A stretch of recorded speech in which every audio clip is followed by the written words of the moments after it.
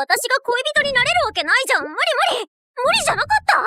Starting from where we left off, Renako is in a bit of a pickle as she's cornered by an intimidating Satsuki. Does she know the secret relationship between her and Mai? Opening the door to the school rooftop, Renako is surprised to see it unlocked since she thought only her and Mai had a key. Looking around at an empty space, she was starting to think Satsuki hadn't arrived, but then, monologue. Apparently, the keys to the rooftop haven't been changed in so long that there's actually a bunch of spare keys hanging around. Some good information delivered with a very menacing aura. Shook by Satsuki's sudden appearance, Renako asks why she was hiding. Satsuki answers that it was to make sure misunderstandings wouldn't occur if she was spotted. When pressed for specifics, she only responded ominously. Yeah, Renako can't help but feel she's in trouble. Does Satsuki hate her? Is this all for a bullying arc of mass harassment? Whatever the case, she needs to find out why it had to be here of all places. All of a sudden, Satsuki turns into a real gamer, much to Renako's shock. Thankfully, she proceeds to ominously say other words and phrases that just happen to sound a bit too familiar. Wait, these are all about the times Renako and Mai spent together. How could Satsuki have known about all that? Well, she isn't answering that either. It's then that the gears start turning in Renako's head. Could it be? Satsuki is Renako's stalker? No, of course not. And what a Mai way of thinking. Speaking of, maybe she's Mai's stalker?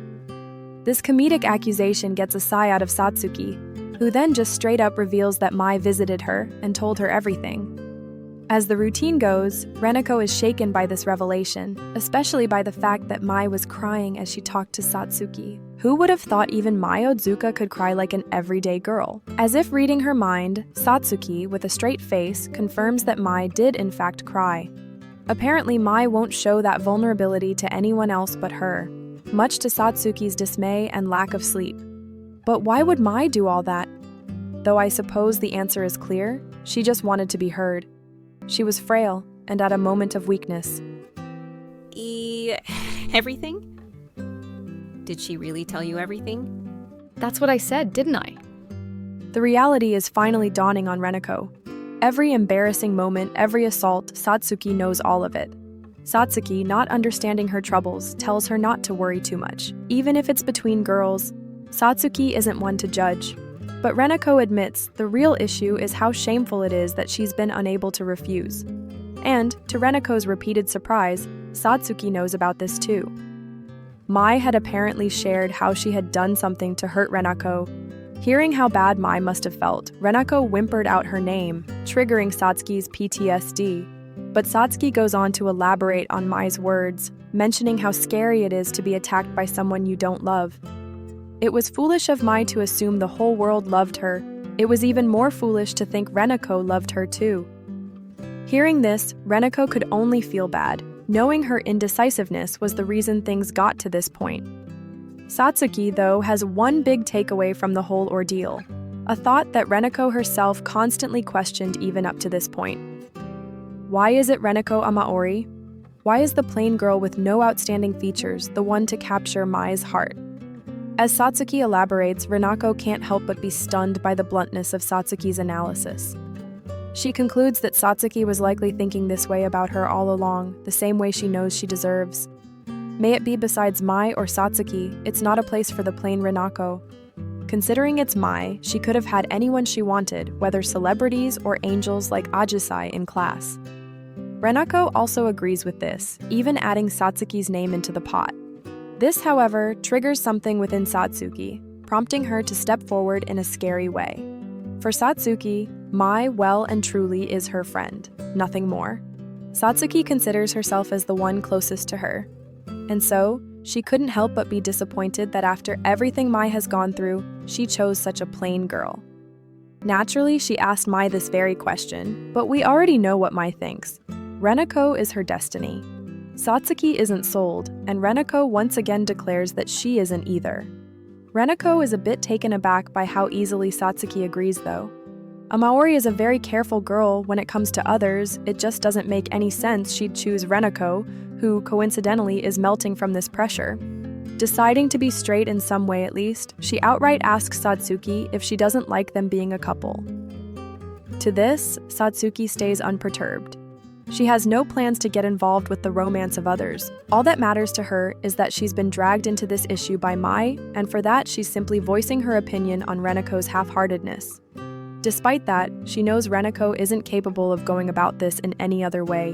Being a plain loser, Renako is amazed by how accurate Satsuki is with her assessments. Is she perhaps a pro people watcher?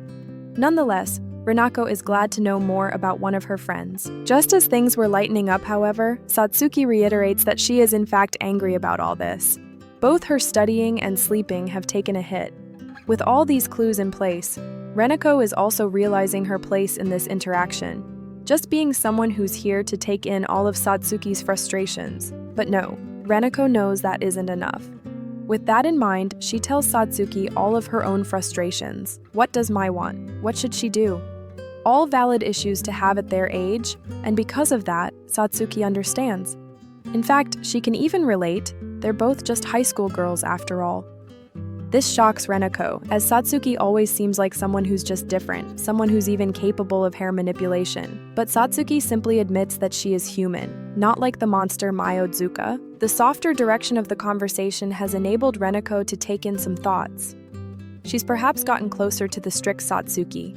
She's not any different from her and is just a friend looking out for Mai. All her earlier worries seem to be washing away. It's then that Reneko apologizes properly for having hurt her precious friend, Mai. She also resolves to apologize to Mai herself, especially since she got physical with her. And so, she requests the aid of the friend before her now, asking of Mai's whereabouts. This development has Satsuki surprised for once. Reneko really has changed. She used to be way more of a bottom, but now Mai has clearly rubbed off on her. And this is one observation that has Reneko's face sour, much to Satsuki's amusement. Now that everything's cleared up, Satsuki herself loosens up a bit, also revealing her original intentions for this face-off. If things went a bad way, and Reneko's spirit wasn't fired up, she would have decisively broken up their entire friend group altogether. Unbeknownst to past Reneko, there was quite a bit of pressure on her just now. That being said, going as far as to eliminate Reneko's very presence as a friend, just how protective is Satsuki really? Satsuki-san. Do you really like Mai that much? To this, Satsuki lets out a venomous scowl, forcing Reneko back into her usual submissive state. Calming down once again, Satsuki lets Reneko in on some information on what Mai wants to do. Visible to even Reneko, it's something hard to say given how long Satsuki is pondering her words.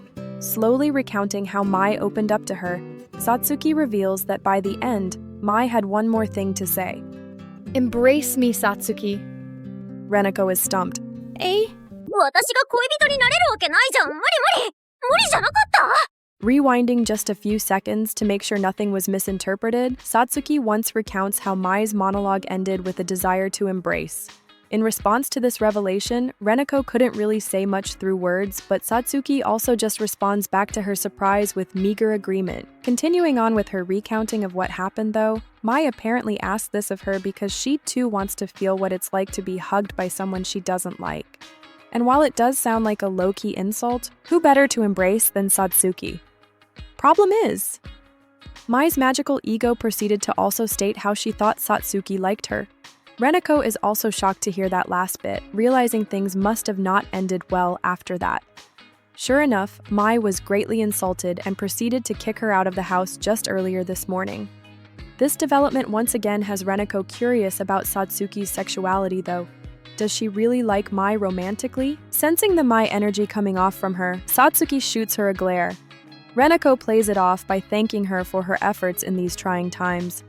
But that isn't enough to get Satsuki's mind off of things, and Reneko is actually plenty relieved now that it's confirmed nothing happened between them.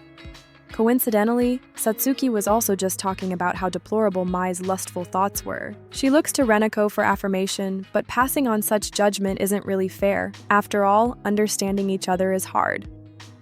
Wait, it's actually pretty familiar now that she mentions it. Either way, now's not the time to sympathize. Right now, Mai is running loose on the hunt for someone to embrace. The thought of Mai being with someone else right now triggers something within Reneko. She immediately explodes on Satsuki, asking why she didn't stop Mai. The sudden energy throws Satsuki off, unable to really explain herself. As she tries, however, Renako is able to notice something. Satsuki is actually trembling. She explains that since Mai is stubborn, it's only right that she falls on her own, especially since she refuses to respond to her contact anyway. But that's when it hits Renako. The girl before her also holds regrets. Perhaps Satsuki had another reason for this rooftop meeting besides just venting. Maybe she wanted Renako to be the one to stop Mai. With this in mind, she tells Satsuki that she plans to stop Mai for her own self to alleviate some of Satsuki's burden.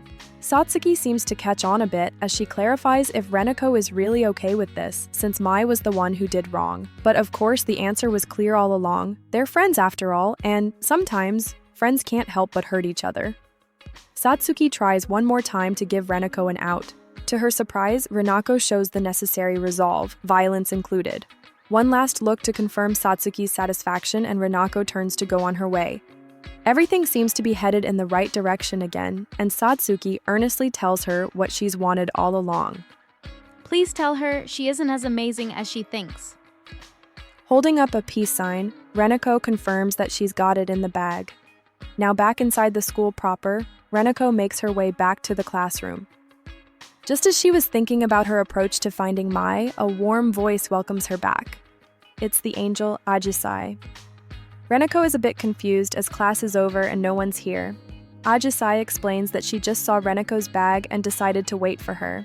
It's a scenario that sounds almost unbelievable to Renako, who even manages to get touched by the angel herself. Want to come over to my place?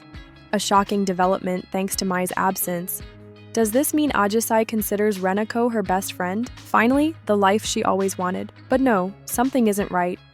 There's still the matter with Mai. Renako can't very well just spend the day enjoying herself. It's clear that she should reject Ajisai's offer. Unfortunately, Renako is still a loser girl through and through. Despite knowing she has to do this, she still can't bring herself to do so. Renako doesn't want to be hated by Ajisai just because of this. Her hesitation starts to show. Her chest starts to tighten as her trauma starts flooding back. Ajisai starts to get really worried, asking if it was like before, and then, Just invite me again next time. Renako starts crying. Unexpectedly, Ajisai seems pretty affected by this as she tightens her self-hand-holding and puts on a strong face. It's unavoidable, but the real immediate problem lies in Renako's inability to properly reject her. If she doesn't, it's almost as if she doesn't believe in Ajisai's friendship. So now, she has to make that step forward and do things properly. Grabbing onto Ajisai's hands, Renako gets down to business and resolves to be as straight as possible with her intentions. Actually, I really like you, Ajisai. I really like you.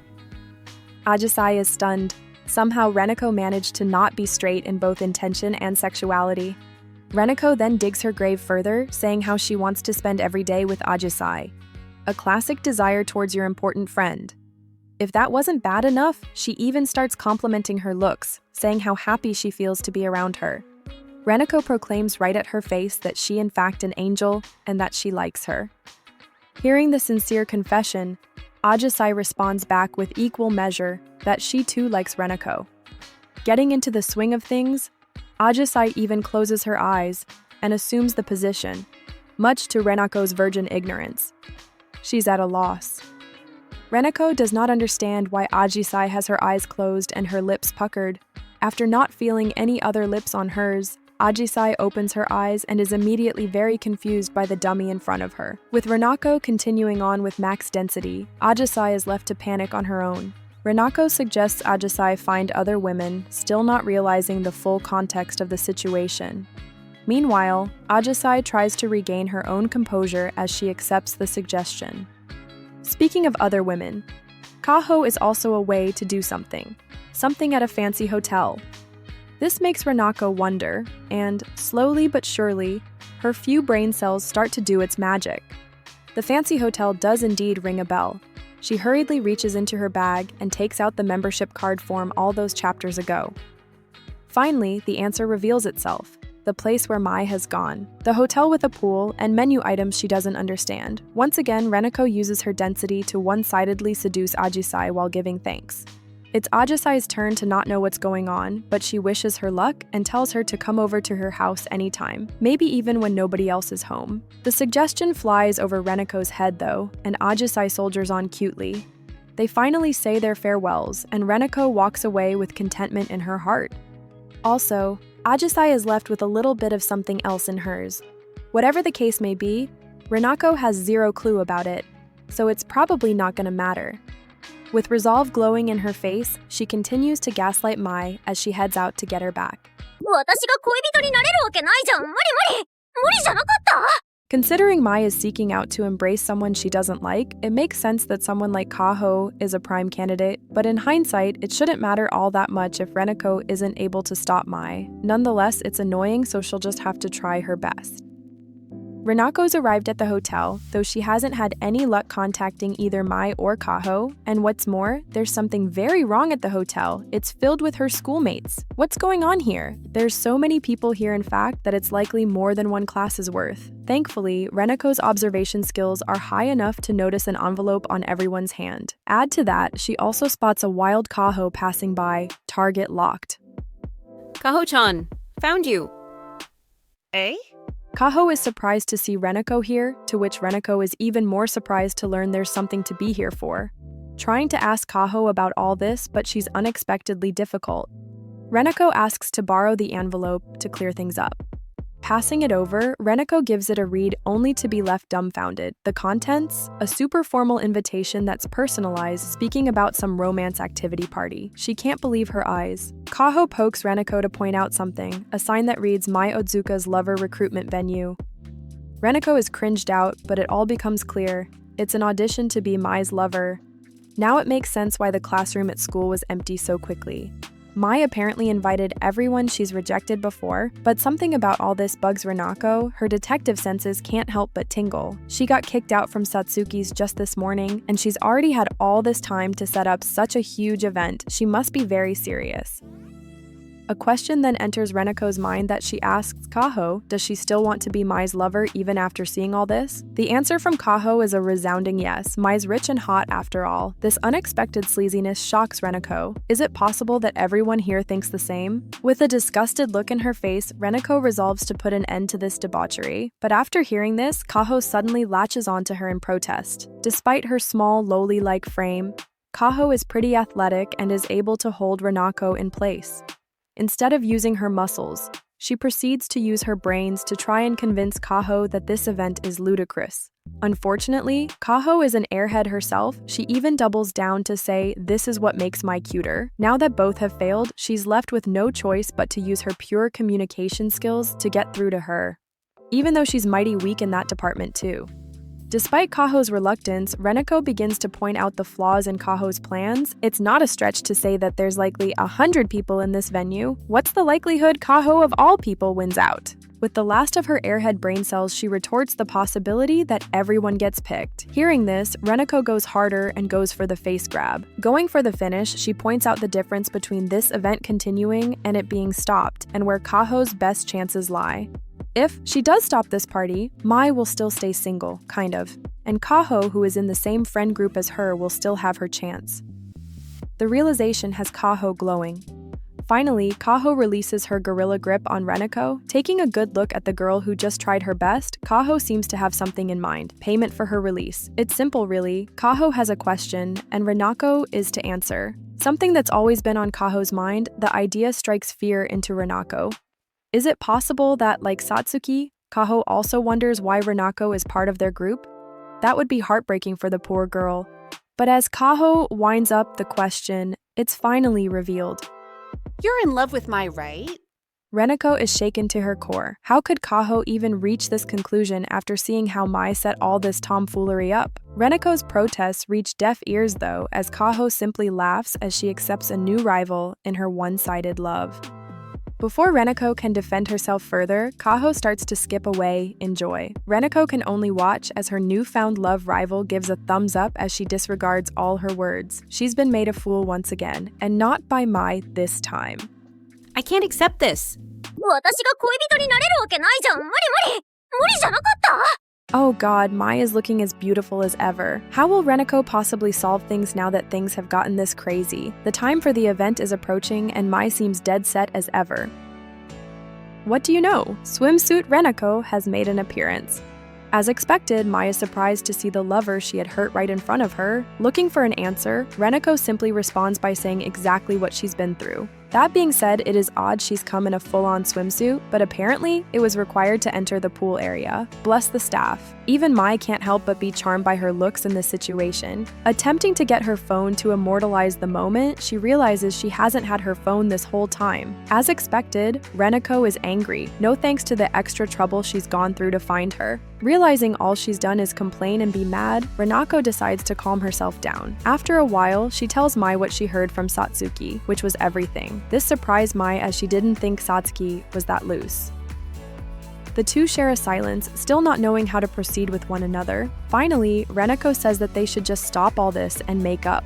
Unexpectedly, Mai goes against Renako's words and refuses. Mai can't go on normally. Knowing she's hurt Renako, she must punish herself no matter what. Renako tries to reason that they're even since she even slapped Mai, but even so, Mai is rebellious like some angsty teen. Renako then reasons it would be unfair to the person she'd end up dating. Mai should reserve her love for one she truly loves. Unfortunately, Mai just hits her up with reality. She can't date the one she loves. Knowing who she means, Renako is forced into a pause. Maybe she was a bit too overconfident, thinking she would be able to resolve things just by being here. Standing her ground, Mai declares that she must keep looking for someone she can love. Is Renako really unreasonable to the point that she'd take that chance away as well? Another perfect counter. Renako remembers the words Mai mentioned before. Maybe all along, Renako had been causing her pain all this time. As the melodrama charges up, Mai starts to say her proper farewells and thanks. One last time as her best friend. This is the true Mai Otsuka. One so distant and independent. This is the real friend zone. As if all's said and done, Mai even tells Renako that she can rely on her for anything, promising to be of help to someone she had loved once upon a time. Channeling her place in the spectrum, Renako brings up the match they had promised to fight out. Mai simply says that it was all for naught. As of right now, they're nothing but strangers. Renako is speechless. She suddenly stands, walking towards Mai and reaching towards her. She just can't accept the way things are going. Coming as an epic shock, Renako removes Mai's hair tie. It's still not over. Things have definitely taken an interesting turn as Renako aims to flip everything over. She's resolved to not just let things be. She already knew how difficult Mai is, but if she can't do as she wishes, then she isn't fit to be called her best friend either. Calling back to what she discussed with Satsuki, she tells Mai that she isn't as amazing as she may think. Mai agrees, but she also can't deny that she hasn't done her best to be the ideal version of herself, which is why she can't accept that viewpoint. Unexpectedly, Renako hits her with a perfect counter of her own, bringing up her inability to reel in her own lust. This catches Mai off a little bit, but she retorts that's exactly why she's doing all of this, so that she wouldn't hurt Renako again. But then, a kiss. For the first time ever in 19 chapters, Renako initiates a kiss with Mai. Even though I already prepared myself to give up on you. Renako reassures her that no matter how much Mai may fail, she'll always be by her side, ready to accept her. As a loser girl herself, she's no stranger to a life full of mistakes. Mai, though, even as she lies in bed, still can't forget the moment Renako struck her. Renako throws her some wisdom. Time in bed should be spent in self-reflection. Putting her head close to hers, she earnestly gives her apologies. But that's not all Renako is sorry about. Mai, for once, is lost as to what Renako could mean. They share a silence, and then Renako finally spills the beans. Recently, Mai's always been the one she's thinking about. Not fully processing the information, Mai inquires further. The truth is, ever since her kiss with Mai, Renako had already regarded her as a potential love interest. Blushing from cheek to cheek at the admittance, she peeks at the damage she's done to Mai. Understandably, Mai is pretty red herself, realizing that Renako doesn't actually hate her. The slap was just natural, given her feral actions after all. Finally, things are starting to clear up. Relief washes over Mai, who, just a moment ago, thought everything was over between them. Renako comforts her by saying it was just one measly fight, and Mai finally returns to her greedy ways. With desperation in her voice and puppy dog eyes to go with it, she asks the hesitant Renako to prove her potential love. Unable to refuse the cuteness, Renako starts to recount how it all started. While Mai was scary at first, she did start to believe Mai loved her since the embrace they shared. What's more, they had that fun date and that steamy carnal exchange they had in the bath. Given that exchange, it's only natural that Renako started feeling something. She was just a cherry girl after all. And then, Mai showed her dedication by asking permission for her trip overseas and even coming home earlier after that. It's all of those moments together that made her think everything was alright when Mai pushed her down. But that's where the problem started, her thinking that things would just be all good if she just accepted Mai's attack. It was a half-hearted acceptance where she failed to fully tell Mai her true feelings. That being said, Renako does in fact kind of like Mai Otsuka, so now that moment has finally come to fruition. For Renako though, her battery is damn near drained from all this confessing. I wonder how Mai is taking this. Surprise? She wasn't listening at all. Depression is hard to recover from, I suppose. Fueled with renewed anger, Renako takes Mai by her arm. She then tells Mai that, unlike her grand act of jumping off rooftops, she's not really able to go that far for her. Instead, maybe something like rainfall or plunging underwater, that's about Renako's level. Poetically enough, those would be acts where she not only protects Mai, but is also protected by her at the same time. A mutual relationship, isn't that what Mai wanted from being lovers and what Renako wanted from being best friends? So, as Renako heroically proclaims the strength of her name, she plunges into the water, with Mai in hand. Now the two are plunged underwater together, romantically so. Taking advantage of the private situation, Renako grasps her prize, slowly moving in to do something that would have normally embarrassed her. A lover's kiss. Underwater edition. After a while, the two resurface from their romantic moment. Not wanting this epic gesture to go to waste, she double-checks with Mai if she got her message this time. Practically speechless, Mai simply rests her head on her lover's bosom.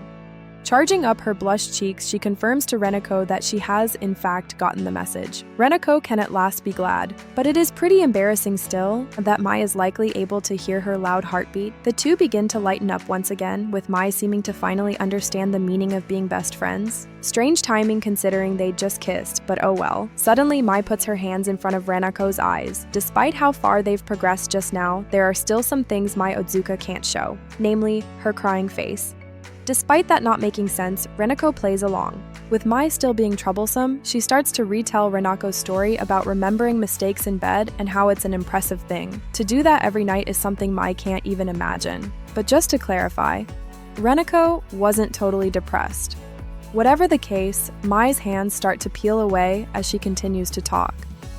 Now once again eye to eye with her lover, she says how Renako is kind and strong because of all that. Expectedly, the riz of that moment gets Renako taken aback and blushes. Beauty can be so unfair. Suddenly, Renako speaks up, telling Mai they should continue their match. Mai's surprised since they only have 1 week left, which I'm surprised by too. I forgot there was even a deadline. Nevertheless, the two simply sit side by side with their hands interlocked. Renako takes note of Mai's forwardness with her hands, which must be the result of them getting back on the lovers versus friends race. Indeed, Mai is very happy now. After all, the one she views as her destined person has come and reached out, treating herself as a princess. Yeah, Renako still isn't too sure about all that lover talk just yet. And so, they confirm with each other how they've finally made up. All the pain and hurt are now just a part of the past, and Renako is glad for it.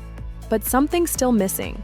Oh yeah, there's a venue filled with lustful high schoolers waiting to talk to Mai. In contrast to Renako's extreme feeling about it, Mai is just a chill gal and decides to just ask them to leave since she's all good now. Despite how mean it sounds, Mai is confident they'll be happy about it. After all, Mai is already this lively. Renako can only hold a square gaze as she's once again reminded of who Mai Otsuka really is. Still, since it was suggested by her lover, Mai apologized reluctantly, but in typical Mai fashion, she doesn't end it there, also going for a solo concert. Her guitar skills and singing have the crowd in love, as expected, as Renako stands in disbelief at her generation.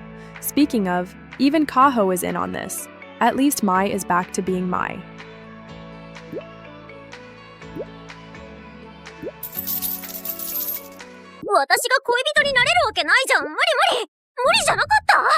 Did that leave you hanging?